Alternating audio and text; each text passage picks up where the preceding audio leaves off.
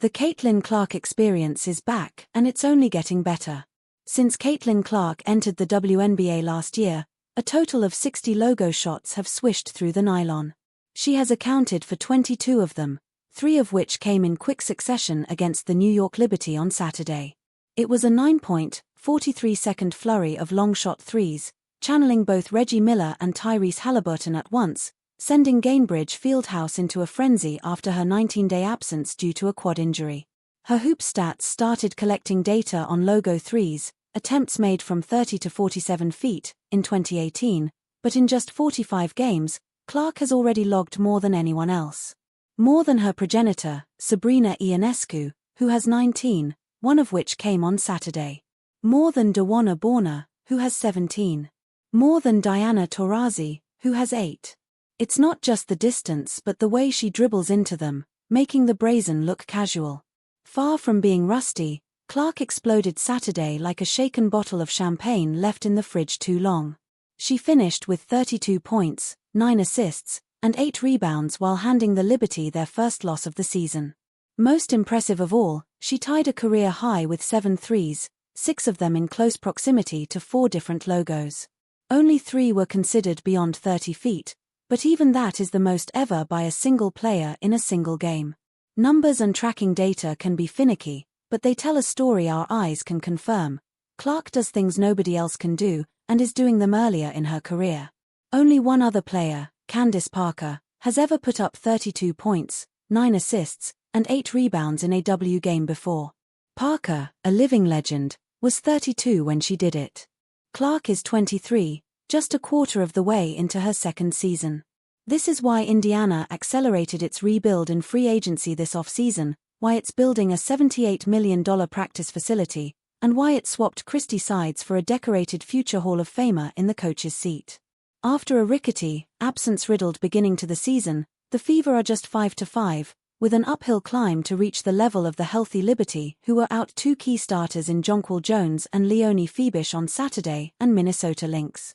Nafisa Collier, averaging a league-leading 26.1 points on absurd 53-44-93 splits, has undeniably been the world's best player.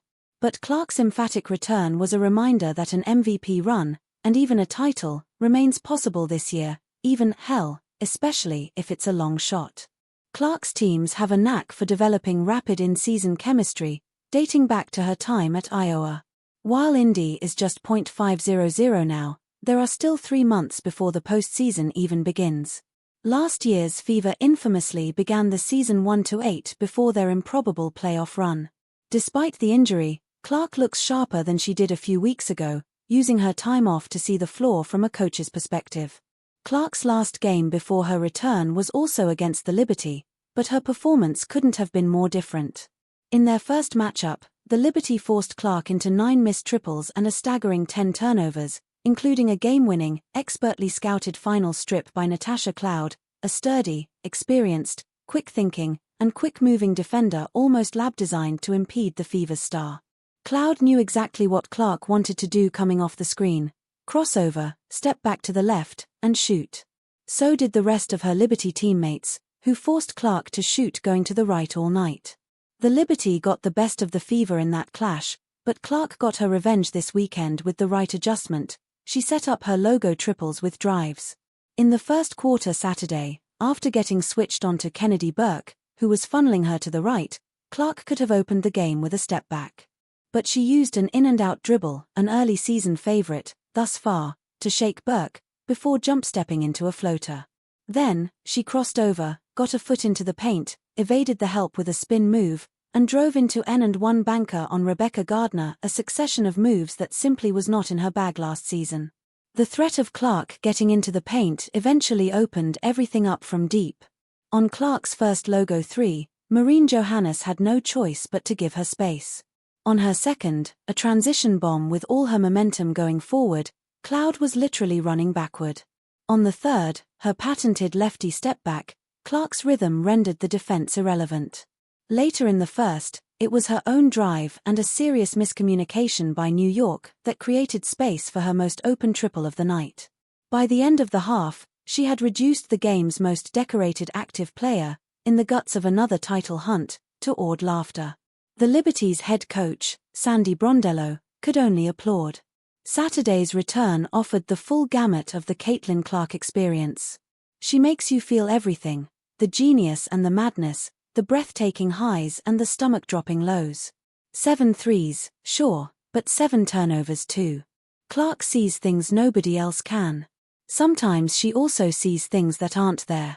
There are times when you can feel the chaos she creates enveloping her, the sloppy turnover with 15.1 seconds left in the first quarter, when she would have been better suited dribbling out the shot clock, an impossible skip pass to Sophie Cunningham in the fourth quarter, when another shooter in Damaris Dantas was wide open.